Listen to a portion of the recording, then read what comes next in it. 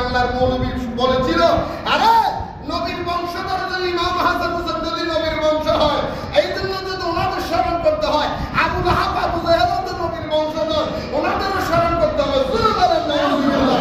আমি সেই দিন বলেছিলাম, সেই মৌলবী বলেছে আবু লাহাব আবু জাহেল নবীর বংশধর, আমি বলবো সে আবু লাহাব আবু জাহেলের বংশধর।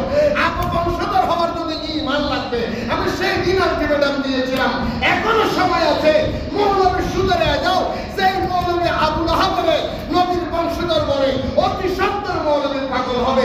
আজকে ভিডিও দেখলাম মৌলবী পাগল হয়ে গেছে। আমার তো স্বাভাবিক অবস্থান নেই, আমি আমার কন্ট্রোলের বাইরে, আমি কিছু বুঝতে পারছি না। এরকম তো হয় না, আমি কাউকে চিনতে পারছি না।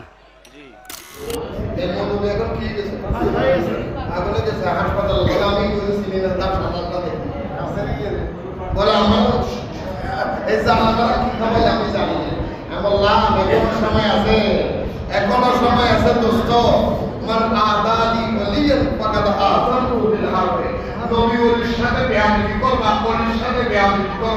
আল্লাহ তোমার সাথে যুদ্ধ ঘোষণা করবে। আজকে ভিডিওর মাধ্যমে, আজকে মোবাইলের মাধ্যমে যারাই নবী ওয়ালির সাথে বেয়াদবি করেছো, অপেক্ষায় থাকো, মরার আগে তুমি লাঞ্ছিত হবে হবে হবে হবে হবে হবে।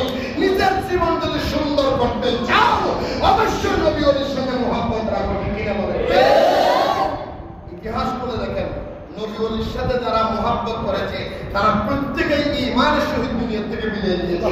নবী ওয়ালির সাথে যারা বেয়াদবি করেছে তারা মরার আগে লাঞ্ছিত হয়েছে, অপমানিত হয়েছে, অপদস্থ হয়েছে, বেঈমানের খাতায় নাম উঠেছে, লুচ্চার খাতায় নাম উঠে গেছে।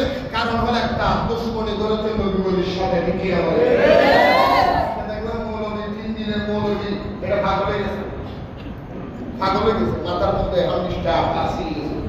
আপনারা দেখছেন নাই কথা বলে দেখছেন যে মৌলবীটা আজকে পাগল হয়েছে আমির হামজা, এটা নাম আমির হামজা। আমি এখনো বলবো, এখনো সময় আছে, লাইভের মাধ্যমে ভিডিওর মাধ্যমে আমি বলবো এখনো সময় আছে। খোদার কসম দুনিয়ার ডাক্তার আপনাকে ভালো করতে পারবে না। আমি বললাম মসজিদের মধ্যে আল্লাহ কোন